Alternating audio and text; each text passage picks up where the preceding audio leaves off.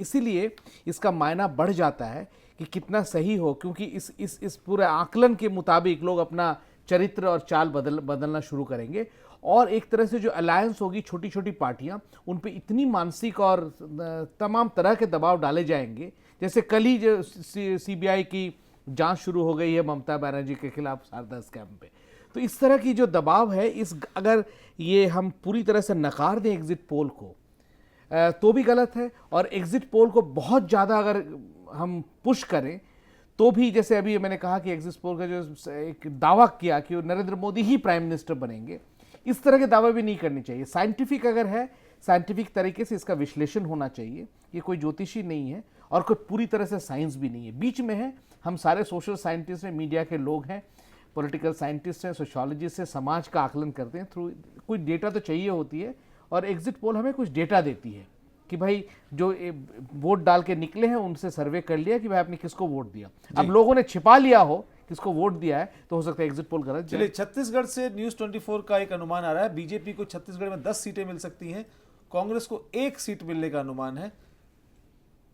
इसी तरह से अब आप देखिए दिल्ली में तो बिल्कुल आम आदमी पार्टी को 1 से 2 सीटें, 0 से 2 सीटें, ये दिल्ली में आज तक का अनुमान है, CNN IBN का अनुमान है, न्यूज़ 24 का अनुमान है 1 या 2 सीटें। कांग्रेस को 1 भी सीट नहीं। और आप छत्तीसगढ़ का भी देख रहे हैं इस वक्त, छत्तीसगढ़ में कांग्रेस को सिर्फ 1 सीट और बीजेपी को 10 सीटें। अब पंजाब के आंकड़े आपके सामने हैं। पंजाब, झारखंड में 7 सीटें भारतीय जनता पार्टी को, 6 कांग्रेस को और 1 और बाकी अन्य दलों को एक कोई भी सीट नहीं। छत्तीसगढ़ में 10, कांग्रेस को 1। हरियाणा में अनुराग जी, आम आदमी पार्टी को 1 भी सीट नजर नहीं आ रही एग्जिट पोल के मुताबिक। जबकि हरियाणा में अगर इस बार देखा जाए तो हरियाणा से काफ़ी उम्मीदें आम आदमी पार्टी कर रही है जी। कि वहाँ पे उन्होंने अपने एक हैवीवेट योगेंद्र यादव जी को काफ़ी दिनों से कैंप किया हुआ और काफ़ी उनका एक ज़मीन पे अच्छी पकड़ या सब्जेक्ट की अच्छी समझ कह सकते हैं, और उन्हीं के एग्जिट पोल को बेस करके ये लोग दिल्ली में शुरू से ही ये कह रहे थे कि योगेंद्र यादव जी के सर्वे पे जो सारे विधानसभा चुनाव के रिजल्ट्स को प्रेडिक्ट कर रहे थे। एक चीज़ मैं इसमें एक और पॉइंट आउट करना चाहूँगा, इसका आम आदमी पार्टी की अगर परफॉर्मेंस की बात करी जाए इस लोकसभा चुनाव में पर्टिकुलरली, तो मुझे ऐसा लगता है कि आम आदमी पार्टी कुछ हद तक निगेटिव पॉलिटिक्स करने से जो उसका उदय हुआ, वो फ़ायदा उसको विधानसभा चुनाव में बहुत अच्छा मिला। लेकिन जब लोकसभा चुनाव में बात आई तो अरविंद केजरीवाल राष्ट्रीय नेता होने के या राष्ट्रीय अध्यक्ष होने के नाते जो उनका रोल बनता था कि जितनी भी 400 सीटों पे वो चुनाव लड़ रहे हैं वहाँ हर जगह कार्यकर्ताओं को और पार्टी को मोबिलाइज करना था। लेकिन वो जो अपने आप को उन्होंने बनारस में कन्फाइंड कर लिया, उसमें उनको ओवरऑल जो है 400 सीटों पे नुकसान झेलना पड़ सकता है, और जिसका नतीजा ये देखने को भी मिल रहा है कि अभी एग्जिट पोल उनको काफ़ी हद तक जो है पीछे बता रहे हैं।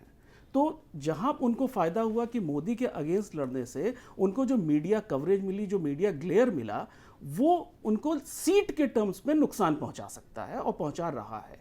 अगर वही उनकी जो नेशनल लीडरशिप पूरे देश में घूम के 400 सीटों पे अगर प्रचार करती और वहाँ पे मोबिलाइज करती, तो शायद उनको स्पेशली हरियाणा, पंजाब वगैरह में और दिल्ली में अच्छे नतीजे देखने को मिल सकते थे। NB नायर वरिष्ठ पत्रकार हमारे साथ हैं।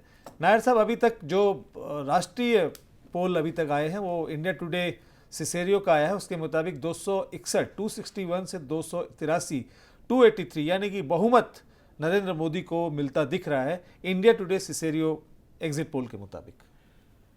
एक तरह से ये इतना जो बहुमत का हर एग्जिट पोल का अभी आंकलन जो आ रहा है उससे भी मिल रहा है, और एक्सिस का भी सी वोटर सब लोगों का ये है, इस 270 से 280 के बीच में इनका बीजेपी को मिलने का उम्मीद बता रहा है।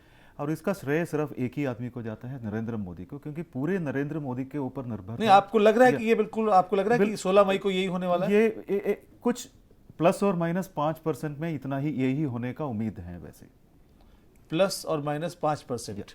और हम फिलहाल रुकेंगे एक छोटे से ब्रेक के लिए, और ब्रेक पे जाने से पहले आपको बता दें कि एग्जिट पोल्स आप देख रहे हैं, एग्जिट पोल्स अलग अलग जो सामने आपके आ रहे हैं, सभी एग्जिट पोल्स हम आप तक पहुंचा रहे हैं, और साथ ही साथ इन एग्जिट पोल्स का विश्लेषण करने की कोशिश कर रहे हैं हम कि क्या ये एग्जिट पोल इस बार सही होंगे क्योंकि एग्जिट पोल्स का इतिहास बहुत खराब रहा है। हम तुरंत लौट रहे हैं 2 मिनट के बाद, आप कहीं मत जाइएगा।